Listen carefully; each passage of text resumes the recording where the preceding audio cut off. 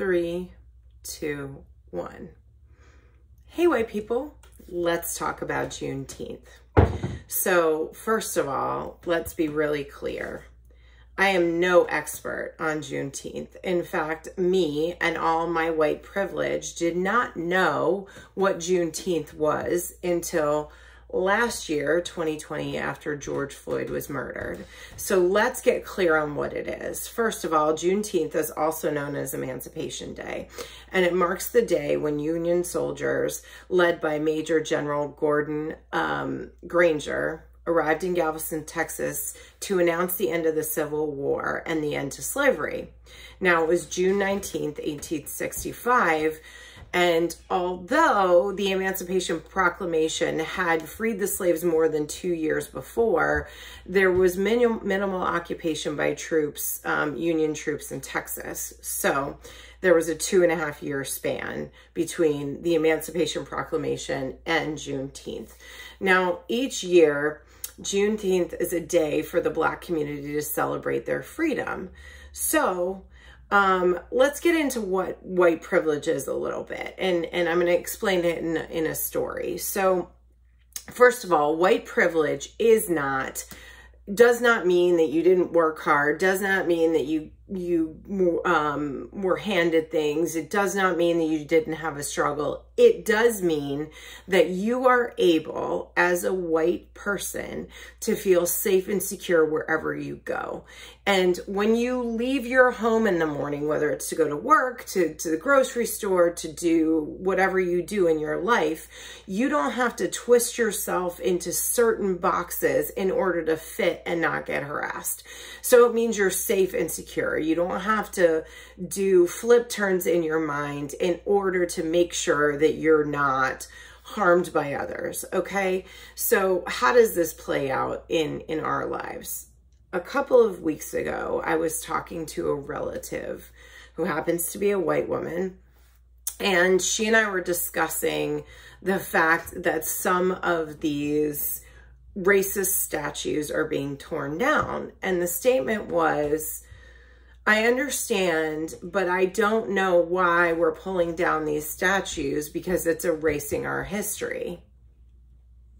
And I paused and I said, which is exactly what the white community has been doing to every other marginalized group that has occupied this land since it was settled. And I'm a big believer that we are living on stolen land. So obviously that's a privilege as a white person, that we don't have to learn about history that wasn't ours, or that history was revised, or history was whitewashed, etc., etc. Okay, so here are some things that we as the white community can do to celebrate Juneteenth. Number one, we need to deeply consider the wound of racism on the hearts of every Black American. It's a deep, traumatic, historic, generational wound that was caused by us. It was. And the sooner we wrap our arms around that, the quicker it's going to heal. Okay? Because you can't see what you can't fix what you don't see. So that's the first thing.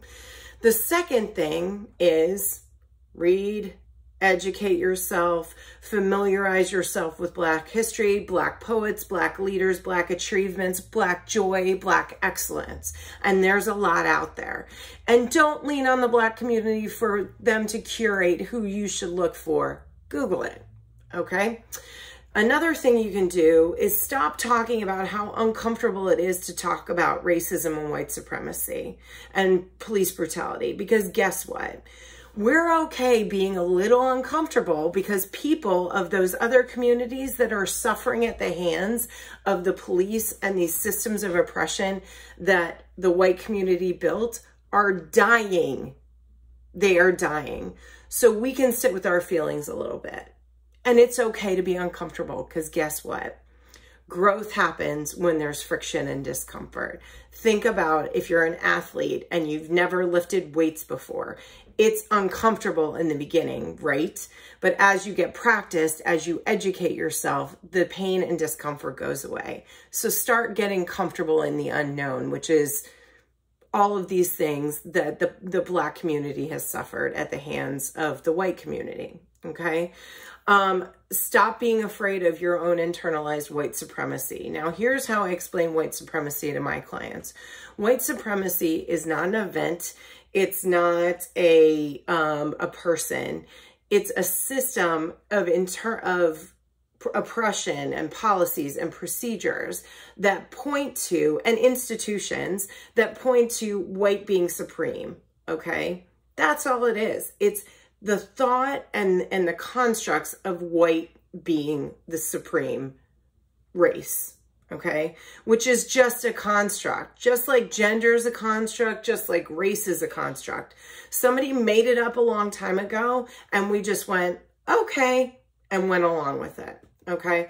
So, and then stop talking and listen.